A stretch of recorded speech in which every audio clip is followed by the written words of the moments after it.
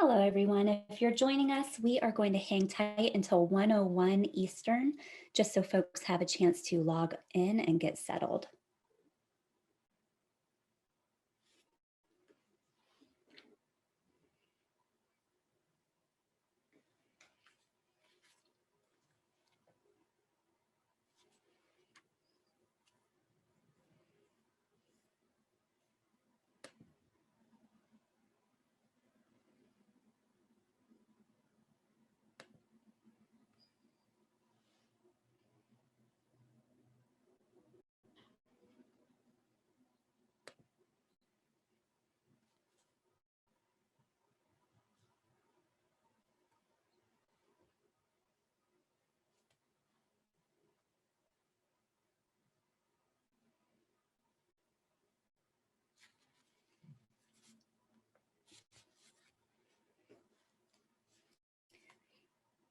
Hey, everyone. We have about 12:59 Eastern on our side.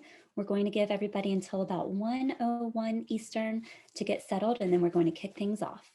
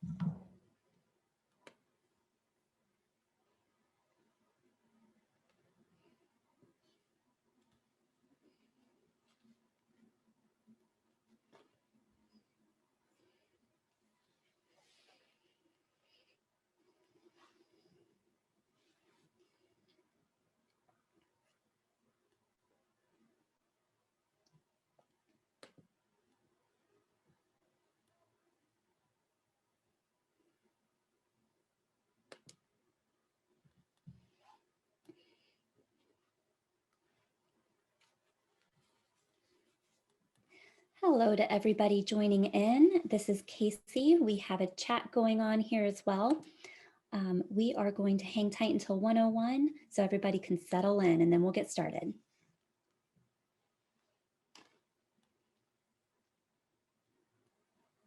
Okay, so let's kick things off. First of all, thank you so much for joining us and welcome. My name is Casey, and we are kicking off our very first webinar here at Rhabit for the new year with how to transform your leaders in 2021. We're going to be talking through how behavioral blueprints and continuous feedback can help make behavior change easy for your leaders. Some of these may not be brand new concepts, but what we want to do today is show how they can be connected instead of two separate processes within your talent management program so that they can feed off of each other and provide a full circle of feedback, creating visibility and control over the entire process. So let's go ahead and get started. To kick things off, my name is Casey again. I head up marketing here at Rhabit. What I've been reading lately, just a little bit about me, is a lot about leadership behaviors for in-office versus remote teams. I'm going to share some of the things that we're starting to learn after the months of companies shifting over to remote. So I'm really excited to share some of those learnings. From an off-the-clock perspective, do not get me started on Breaking Bad and Better Call Saul. I will talk your ear off. I just love those shows. And I'm so excited to see the villain, Gus, become villains in so many other TV shows. He's such a wonderful villain. I'm a villain girl. Anyway, I'm going to stop talking about it. And then my dream trip would be Spain. And hey guys, I'm Hillary Wilson. I'm the Global Accounts Manager here at Rhabit Analytics. Some of you may know me, and if you do, you'll understand why The Power of Habit is one of my favorite books. I really believe in the power of habit in your everyday. And if you're struggling with a New Year's resolution, again, I would recommend picking up the book. It's like $10 on Amazon right now. One of my favorite one of my favorite TV shows is 30 Rock. I just love the wit and the humor, and I cannot resist Tina Fey. And my dream trip would be to go to Singapore to visit my best friend. It's one of those like been on the to-do list, maybe for 2021, probably 2022. So we'll see. But what I'm going to do, I'm going to hand it over to Casey, who's going to really cover the groundwork of continuous feedback and that behavioral blueprint. And then I'm going to take over for the measurement part of it. So Casey, I'm going to hand it off to you. I know you've got a few resources for us to start. Thanks, Hill. Just as she mentioned, we have a separate webpage set up for related resources. So as we go throughout the day, or throughout the talk rather, feel free to head over to rhab.it/resources. There are many links there going to different LinkedIn articles and blog posts about this very topic. And later today and throughout until Friday, we're going to be adding the slides and recording of this event, as well as other articles that we've come across from McKinsey, BBC, other things that are relevant to these very topics. So check those out. But the agenda today is we're going to first lay the context behind why we're talking about what we're talking about.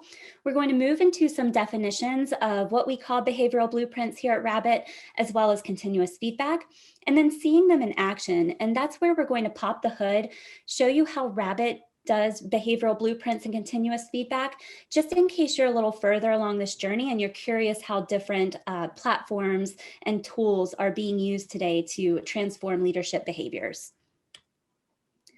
So first, why we're here. You know, from a talent perspective, all we're trying to do every day is hit company performance targets. And we know that from our perspective specifically, employee engagement is how we get there. What we also know is that leadership behaviors directly inform employee engagement. Great leaders drive engaged teams. Engaged teams drive company performance. The data is out there. Gallup has reports every single year. We know this to be true. Behavioral blueprints and continuous feedback lend control and visibility to the leadership behavior level. Leadership behaviors is one area where we often have training workshops, we have 360 assessments, we have annual performance reviews, and everything in between those is a black hole. You don't know whether people are actually improving the things that you've asked them to improve. You can go weeks, months, some companies even go years between those types of assessments. And so how much time are you losing? How much employee engagement are you losing? What kind of attrition are you losing as those leaders aren't developing those behaviors? So what we're able to do with these two tools that we're talking about today is give talent managers that line of sight into how leadership behaviors are changing over time. So we talk about behavioral blueprints. All that really means is what behaviors make up a specific competency. So if you're thinking of a key leadership behavior like building trust or collaboration, we know that those are incredibly important. But how can somebody demonstrate to you that they are committed to improving that habit and developing that habit? Well, maybe they exhibit one of several behaviors that roll up into that habit. So for instance, a behavioral blueprint for being respectful of others' time. Some of those behaviors might be that the person doesn't send unnecessary emails after hours. They arrive to meetings on time and ready to engage. And when they're in charge of a meeting, they share an agenda beforehand. These are all observable indicators to show that that person values other people's time, respects other people's time. These are all things that we can see, they can demonstrate to show their commitment to that habit. Another behavioral blueprint. This is really one of our favorites here at Rhabit, specifically for this year, as companies are looking to improve their market competitiveness or even emerge as a market leader. Being innovative. How might somebody demonstrate to you that they want to be innovative? Well, they might come up with big or small ideas that improve current processes. They might try out new solutions that improve existing processes. They improve business processes. You can see all of these are, again, observable is the key phrase here. Observable behaviors that a leader or an employee even can use to show that they want to be innovative. And when you're handing out a blueprint to people saying, hey, we need you to be innovative, this is how you can show us you want to be innovative. It really removes the guesswork and gives them, again, that blueprint of, okay, this is what I need to do. This is exactly what I need to do. I understand this is broken down into, this is being spoon fed for me. I know exactly what to do starting tomorrow to be more innovative. You also want to think about how a habit might change for executives or different career levels. So whereas we might have just talked about how an employee can be innovative, there are different ways that executives have to lead innovation. So for instance, they communicate an ongoing commitment to innovation. Here's a big one. They allocate sufficient resources to innovation. Have they given you the budget that you need to have all the resources you need to be innovative?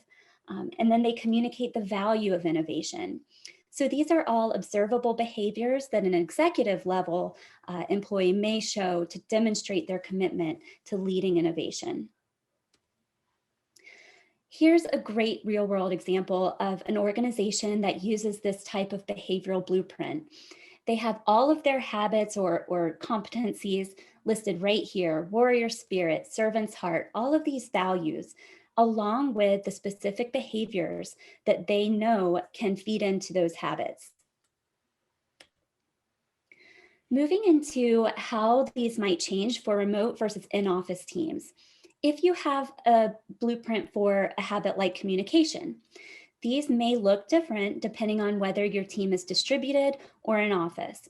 So for instance, in office teams, the focus behaviors would be using easy to follow language, paying attention and not doing other things on the side. Of course, these are also very important for remote teams, but you can see in our remote teams section that the behaviors are slightly different as well. For remote teams, it's important to remain easy to reach via phone, email, and chat. It's important to ensure every teammate is well informed and understands what is currently going on, and then frequently checking in with teammates to make sure they have what they need. So you can see it's just a slight difference in approach, making sure that you're a great communicator in office versus, okay, I'm remote now. I need to make sure I'm doing some other things as well.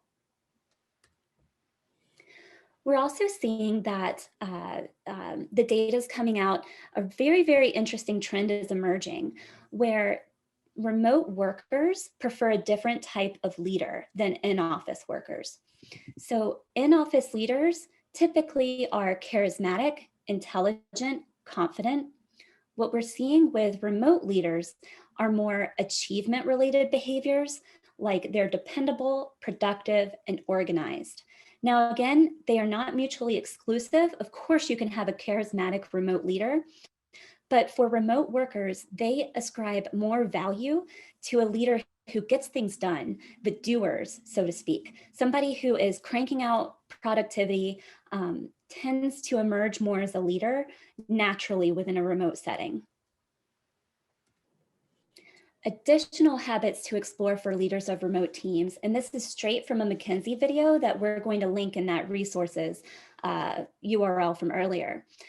But some of the habits that a remote leader really has to focus on are creating a feeling of togetherness, cultivating this notion of a shared purpose, and some of these other habits here, all of which have two things in common. One, a lot of empathy, and also a lot of inclusion. And those are two habits when you're remote, you have to nail them. They're the first ones to fall through the cracks if you're not able to instill those feelings across distances. Moving into continuous feedback. So continuous feedback encourages consistent communication about an employee's growth. In this case, of course, we're going to be talking about leaders' growth. All it does is leverage the trial and error learning patterns which is central to the way we naturally learn. So think about as you're a toddler and you're growing up and you're learning what's socially acceptable to do at a restaurant. Your parents, your friends, your family are constantly there saying yes, saying no, saying you're doing great, saying we don't do that. They are constant little micro feedbacks that are shaping you continuously as you grow and learn. Continuous feedback in the workplace is a similar idea. Instead of going weeks or months between, major assessments, major performance reviews, you get these little micro nudges showing you, yes, you're going the right way, or no, you need to head back on track. What continuous feedback can do here that we really want to highlight is they can operationalize your behavioral blueprints, those target behaviors that you want to hit for your company. Continuous feedback can help people hit those targets.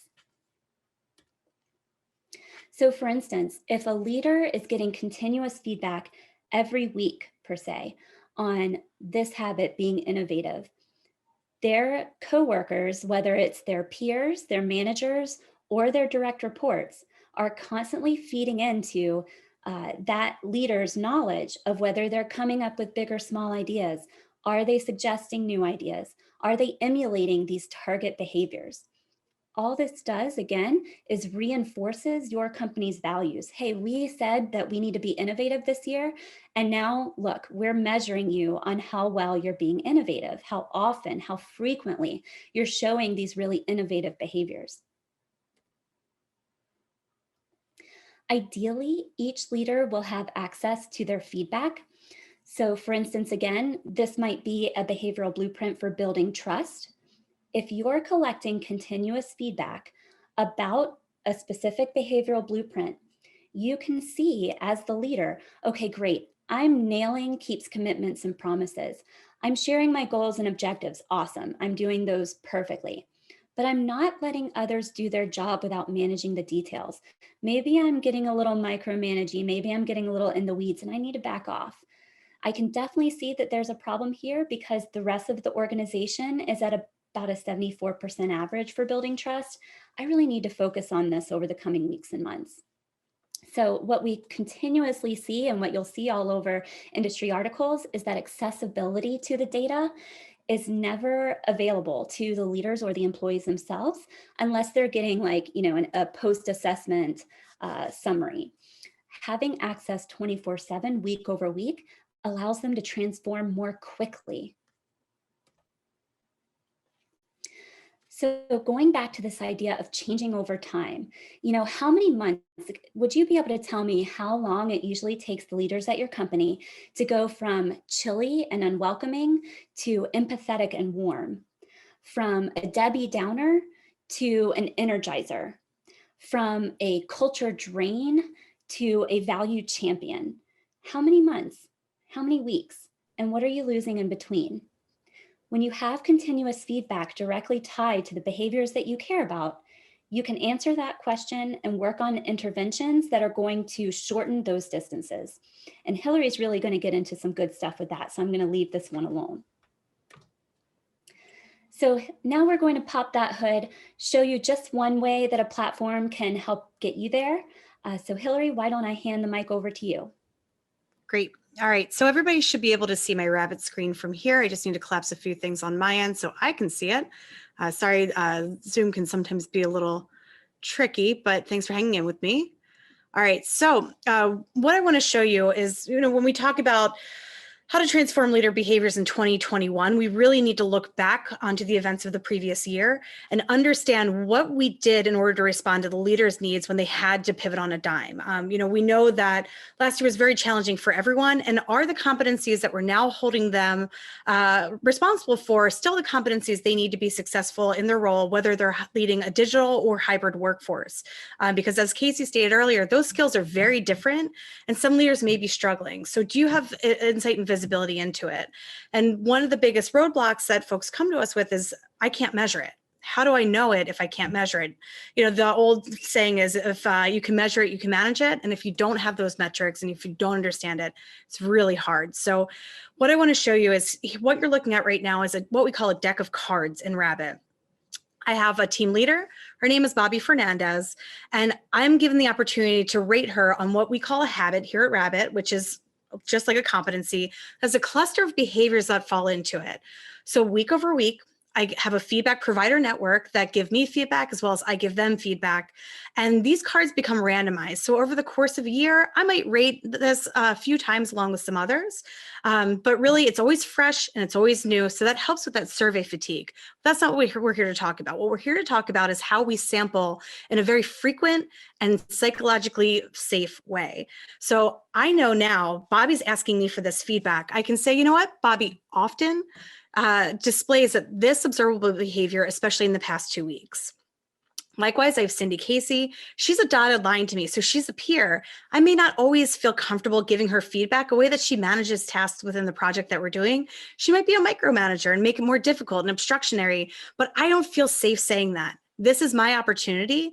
And this gives everybody the same level of equity and agency to be able to really trade feedback like throughout the weeks and year over year without having to have some of those difficult conversations. We're going to get into a few ways of how to have the difficult conversations, but that can be a whole nother webinar. I'm going to say that maybe Cindy Casey and I are having a difficult time with the delegating task portion of things, and then move on. Zoom was doing this to me earlier, excuse me. For some reason, it renders really weird on Zoom.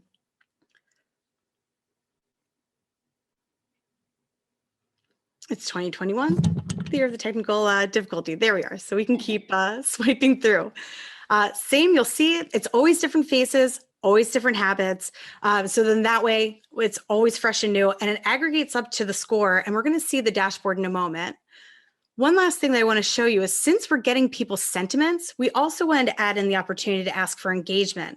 So now we're micro-sampling all the population that participates in Rhabit on how they feel about different parts of the organization. So there's several different clusters like job satisfaction, retention and growth. And today I would recommend employment at this company to my friends and family. You know what? I love it here. Absolutely. And this is all going to filter up to our analytics dashboard where you can make those correlations. Little pop of joy. Of course, Rhabit's all about that like psychological safety and enjoyment. And now I'm a leader here. In this scenario, my name is Catherine Libby, and I have this opportunity to see how I'm performing week over week. So this is where it becomes continuous. This isn't quarter over quarter or monthly one-on-ones. This is real-time feedback that if I, let's say on a Friday morning, have a little bit of downtime, I've got coffee in hand, I can pop into my Rhabit dashboard, but this is also pushed to me once a week, so then I can have that visibility. And in that moment, I'm engaged. The onus is not on me to have to go in here and take responsibility for my personal development. It's top of mind. So I see my communication score has gone up. It's not my best, so I'm curious. All right, how am I doing? What did I do to increase it? I'm not a company average, but I am up from last week. I can see that I have improved my habit over time. My performance review is coming up. How am I doing since last year? Great. I can go to my boss and say, this is what I'm improving upon, and this is how I've been doing it.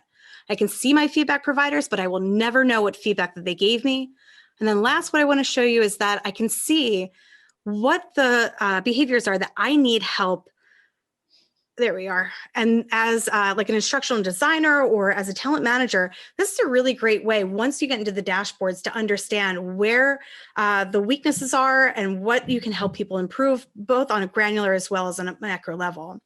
And then we have the how to improve, which can map from your LMS like a degree or a cornerstone. So in that way, your learning is directly tied to that behavior. And if somebody was really self-driven, this is like a great way to replace those water cooler conversations that used to exist, that on-the-job coaching that we're just really lacking now. It's very hard to have those ad hoc conversations when you observe somebody in the moment when you're not next to them. And this is a great way for somebody, again, to take that agency over their own self-development and move forward. So again, this is just like a quickie little webinar, so we're going to pop out of here. I'm sure everybody has questions, but the last thing that I want to show is where this rolls up as a talent leader.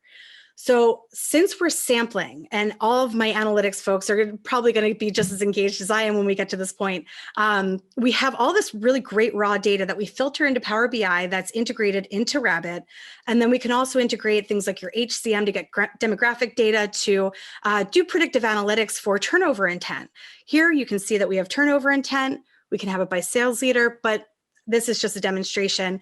We can slice the data, and you can too, any way that you want or know how, or you can use it with the assistance of our team here. If you have an initiative that's coming up, let's say that you just did 360s and you want to track your leaders after the 360, which, I mean, it's so much feedback. You can assign them a few habits or competencies that you want to see them exhibit, and then track that 6 weeks, 20 weeks, 36 weeks after that 360. So in that way, after that big and heavy lift, you know that they're exhibiting real change and you can track those behaviors and prove impact. Then the last thing that we're going to go over just in this specific example, and this is how the whole thing ties together and what Casey was talking about at the beginning of this talk, is that the performance and productivity of the organization is really hinged on the leadership behaviors, and the stopgap in between the leadership behaviors and the performance and KPIs is the engagement of the workforce. We all know those studies where if your people are not engaged, they're not going to be productive. But an annual engagement survey is not going to serve enough for you to be able to make that change, especially when you're trying to change leader behaviors. So here what we've done is you can tie, let's say, core values, baseline, what every manager should be exhibiting from the front line all the way up to the executive level, and then what engagement category they're influencing. So if you want to know whether or not somebody, if the company, and this in 2020 probably was one of the most engagement questions that my company keeps me well informed about my changes in the organization, you know that who is exhibiting that specific engagement skill, what their total capability is, and what their sphere of influence is. So here we have one very strong manager that's leading the pack. This is your high potential. This is when you're succession planning, somebody that should be considered for the next level and start getting groomed if they're not already, and somebody that could potentially be an excellent mentor.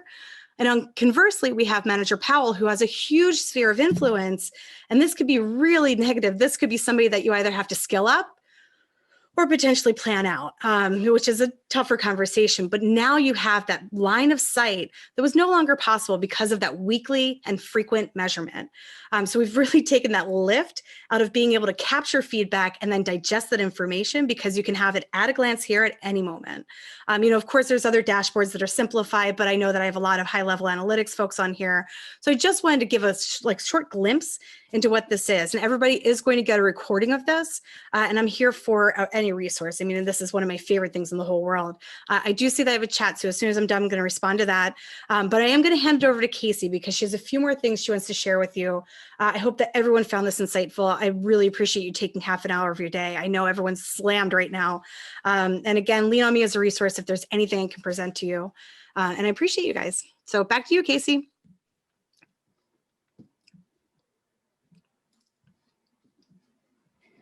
One moment, let me get back on my share.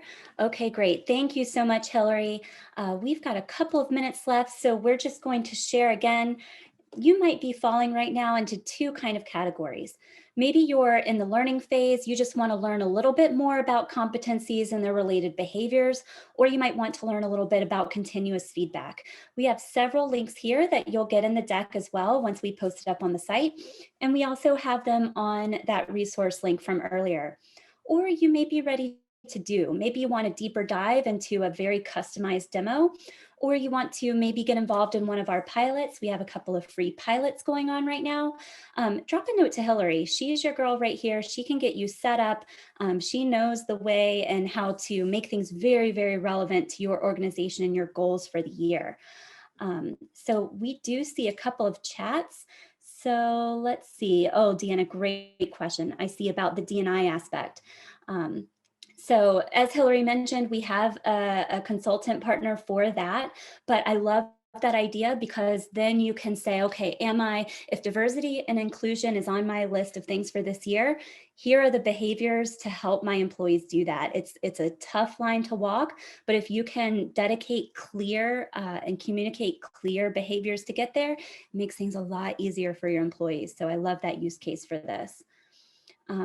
Otherwise, I think that's everything I see in the chat. So we can stop here, but thank you again for joining us on this Wednesday, and we'll have those slides and recording up for you in just a couple of days. Thanks, everybody. Thanks, everyone.